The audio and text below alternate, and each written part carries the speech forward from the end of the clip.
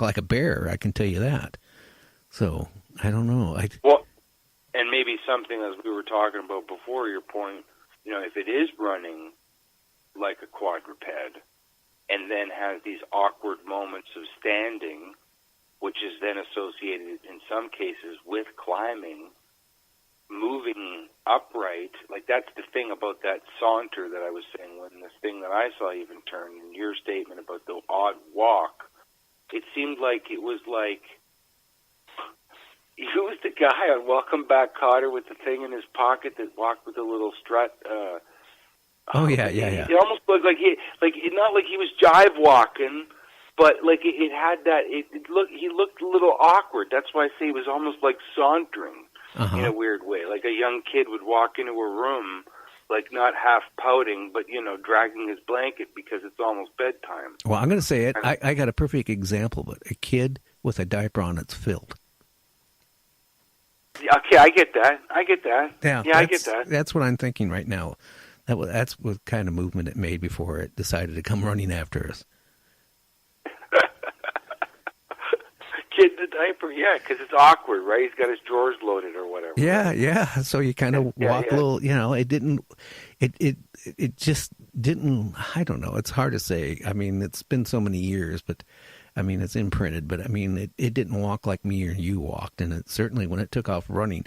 Now, I honestly can't say after we took off running, other than a couple glances, it could have been running on all fours. I didn't care at that point, I just wanted to get back to the car, and we weren't even sure where the car actually was, so we were lucked out there too. You just started running in the general direction. Yeah, well, there was an old cemetery there too. That we had to go through, and we went through that. And like I said, the trail was like overgrown because, I mean, I'm sure there's sightseers in the summertime that hit it, but that time of year, they weren't out there yet. Well, and here's the other thing too, those areas, those remote areas, what people are like, well, yeah, people are yahoos out there, and, they're seeing all kinds of crazy stuff and da-da-da-da-da. I mean, people pointed out that some of the places where they found prints are like, look, you'd have to move a whole limb, like a big part of the bushiness of the tree, to see it up against the log, the way that it just so happens to be brushing down against the edge of the log, and actually almost like this break up in the log, sort of sliced a bit of the wood and stuck into the ground, but the branches covering it. Uh-huh. Who would do that and hope that somebody might find that hidden? I mean, that's an odd thing to do. If you're going to perpetrate a hoax, wouldn't you do it like in a trailer area where there's a lot of people and they'd have cameras, or some sort of... in a case like what you're saying that happened to you, okay, and when it happened to me, I don't think anybody's going to be out up in the Canadian Rockies where I was at in the first part of June. I don't think where you were at, somebody's going to be doing, dressed up and to be able to run like you're describing. I don't know anybody could do that. It'd be impossible. No, and you would be silly to do it because there's a lot of hunters up here. Yeah. I wouldn't put on like something that would mimic a large mega fauna and run through a bush, in a place where I know guys have rifles and hunt on a regular basis. That I would say suicide. I could be misconstrued as anything from a deer to a moose or whatever, a bear. I mean, people will take action and then ask and talk about it later. So that's the other thing. Like I said before, I'm laughing about it now, but my first instinct was, what's the idiot doing in the field wearing a snowblowing outfit? Yeah. That's the whole darkness to the whole uniformity to the shape is the other thing. I'm like, wait a minute, so again, it's like the rationale. Well, who would be out in the middle of July during a heat wave wearing a jumpsuit and a balaclava? It just wouldn't happen. No. Did you notice the shape? I can tell you the shape of the head from what I remember. The head didn't quite fit the body. The head was kind of more longer and vaginal crest, they call it. yeah, and not. You would think what I seen, it would have had a huge head like a gorilla type of thing, and it didn't. The head was more kind of human shape, but maybe taller than a human's head, and that's what I remember. And I remember it distinctly when I looked through the lens. It was hairy in the face, but it had like bald spots where there was no hair, and I, it just didn't look quite human, and it didn't look anything like a bear. So that's the only thing. That pointiness that you're talking about to the head, that seemed to be more prevalent to me in profile than when it did charging at me. Because that chest, so forward feet moving, back feet moving into it, and then taking that bound again, its head was almost like parallel, like face to the ground. But I'm assuming, because I'm an alarming distance, 50 acres, it's got to be either looking up at me, whatever, when it's running. But I'm also trying to leave the area quickly because I'm seeing this and I'm in fear of my life. So in other words, mostly because not because I've rationalized it as a bear, because to me it seemed like it was moving far too quickly to be a bear. That it was more like I have to leave the area because I don't understand this. So you did what I did. You ran, right?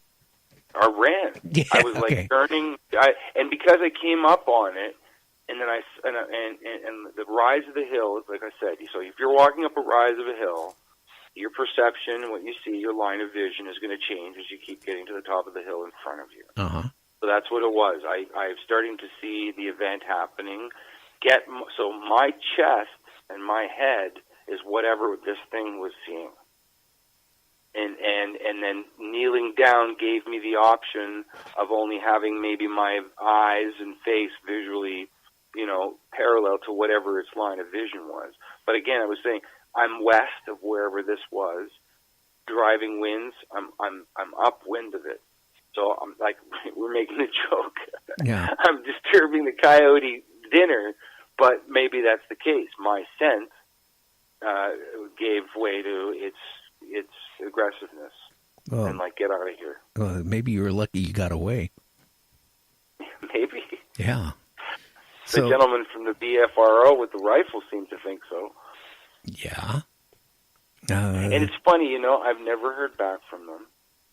I reported my incident. I wrote it was like 2 pages of what happened.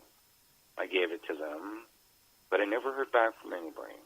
I never heard back from anybody ever again after that occurred. And I said, you can come back. If you want to come back and do another day of research, or you want to hang out, or you want to put up trail cams, like, no, that won't work. I'm like, what, trail cams? And they're like, yeah, they know where they are. They can sense them. They can see the infrared. They see in a completely different spectrum. That's why their eyes glow at night. They can hear them. They can feel them. They'll destroy them when they see them. Yeah, and I got a feeling they can hear a lot better than us and see a lot better than us, too. Well, it's probably even like some animal species and reptiles, like alligators. They shudder in the water, and you can feel it in your feet. If you're near an area where they're in the water and you're standing on the ground, the actual water will like vibrate. And it's either a mating ritual sound that they use, but through the water onto the land, you'll feel it through your feet if it's a big gator. Oh, wow. So have you ever thought about going back again and trying to have an encounter, or are you like me, you don't want to ever go back in the woods? Right now I'm taking it as one of my Aboriginal friends had said to me. It was an experience that was meant to happen at that moment for you for some reason, and I'm still trying to figure out what that reason is, Gary. I haven't figured out mine. It's like, for me, it's so prolific. I've written about other things that are just different but are very potent in my life. I still haven't even found the right language or the coloring of what I want to say and how I want to say it, even in a song. Yeah. because I don't want it to be direct related to just the storytelling aspect of it. There's still something I'm seeing that's different in the experience. Like, again, why did this happen to me? Because looking back, other people that have interviewed me about it, and even a couple authors that have written some books, I say it's funny, you know.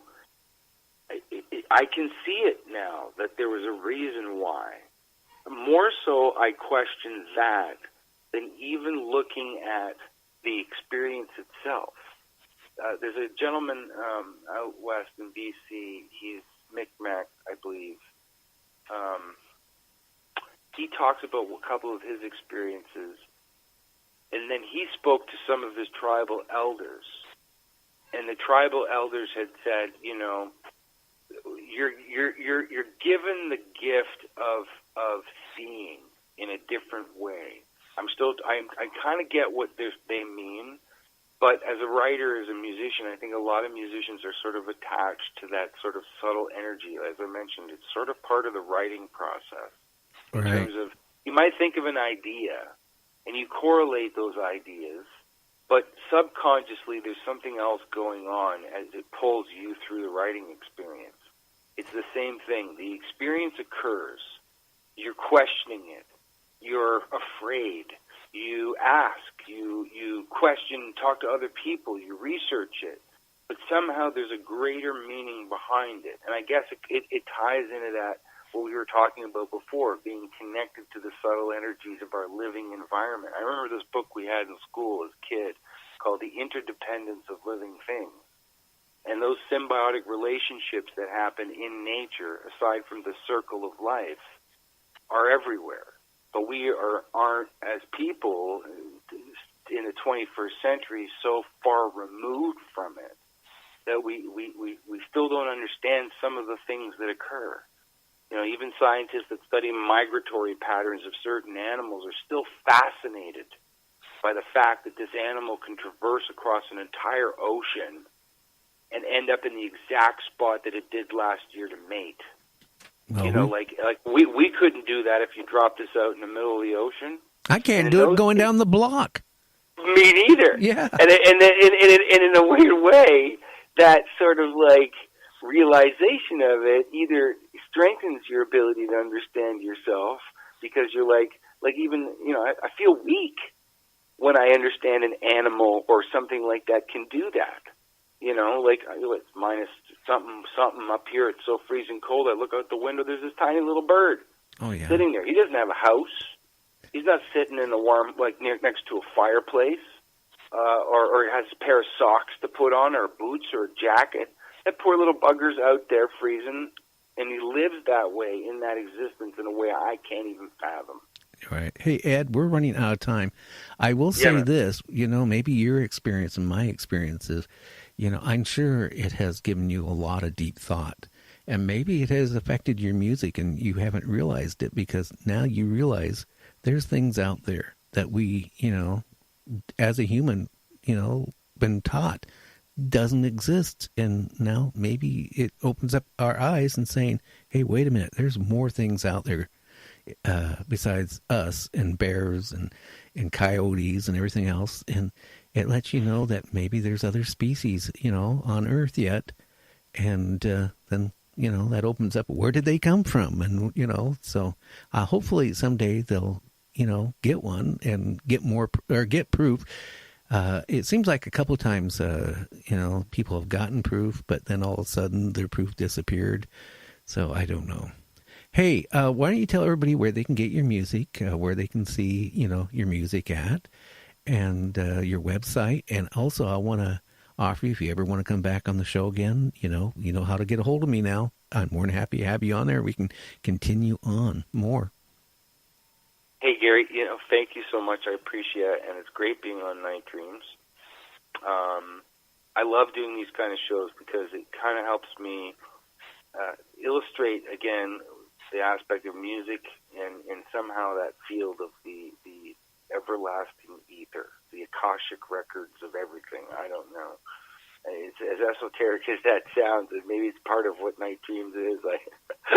I mean, you know, we all dream. Sometimes we dream in the day. Sometimes we dream at night. But, you know, come and see me at edroman.net. That's where you can get a hold of me. You can get